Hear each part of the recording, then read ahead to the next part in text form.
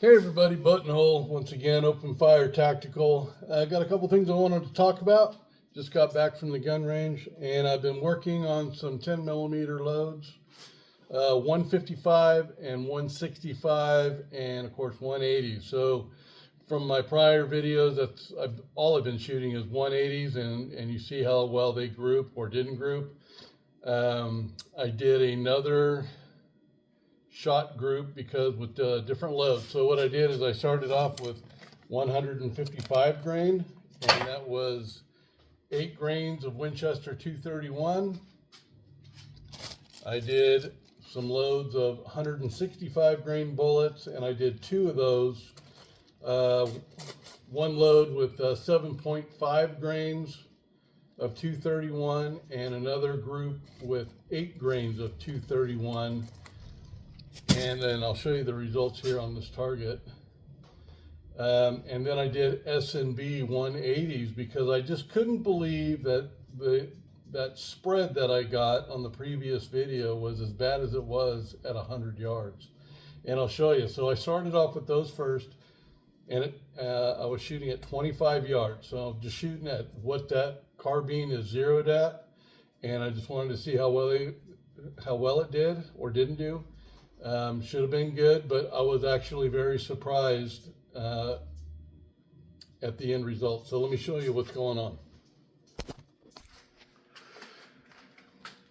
So this was my first group. This is the S&B.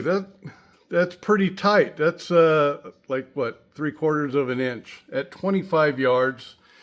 I would expect that at 100 because that's what I've been getting with my loads. 231 Winchester powder, 6.2 grains with 180 grain bullet.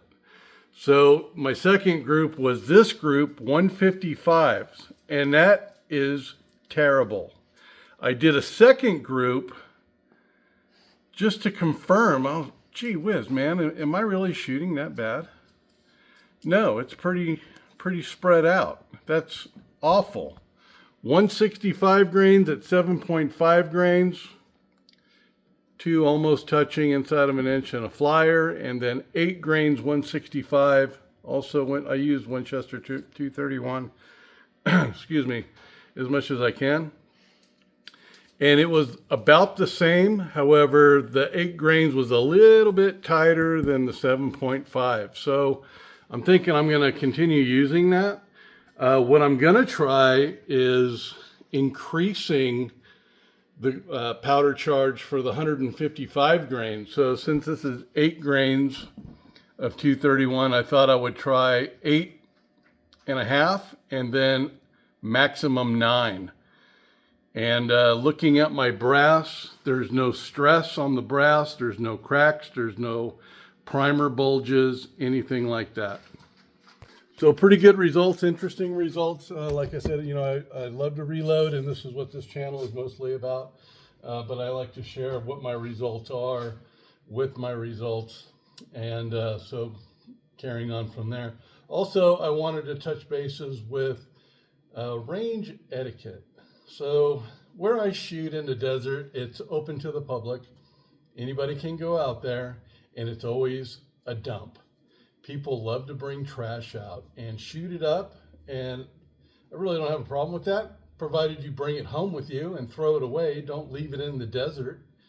And I was trying to be respectful. There's an older gentleman out there, and he goes, "Oh, I'm going to leave my wood and my targets downrange." And I said, "Please don't."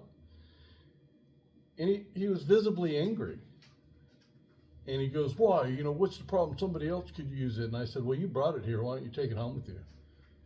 And he goes, "Well, because, you know, people come out here and they don't have targets." And I go, "Then that's kind of falls on the responsibility of the shooter, right? You should bring your own targets, be responsible for you."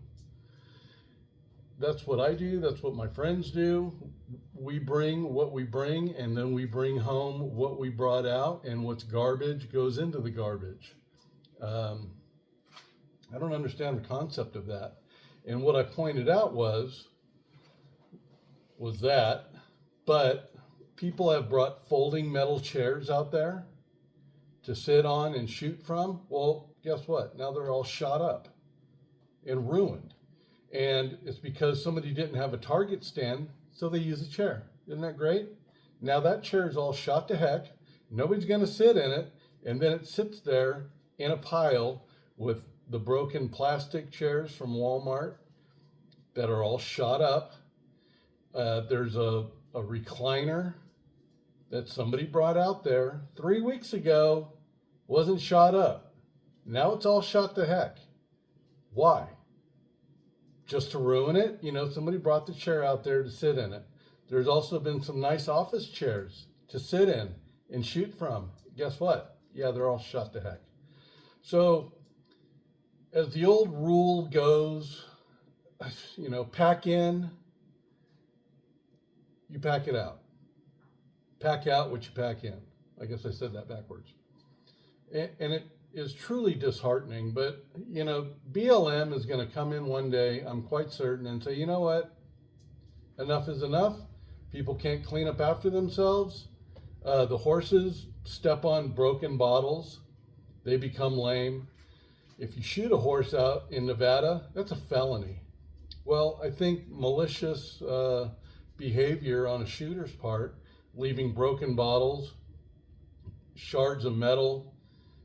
Somebody brought an office refrigerator out there earlier this year and put a pound of tannerite in it and blew it to kingdom come. Left it. Well, you brought it in, take it home with you, throw it out. Be responsible. You know, and then we all prosper and we can all enjoy our natural lands and our public lands that we pay taxes to enjoy, and people got to go out there and ruin them. If you see it, man, I say call them out. Take pictures of them. Take pictures of their license plate and say, you know, if you don't pick up after yourself. I hate to be that guy.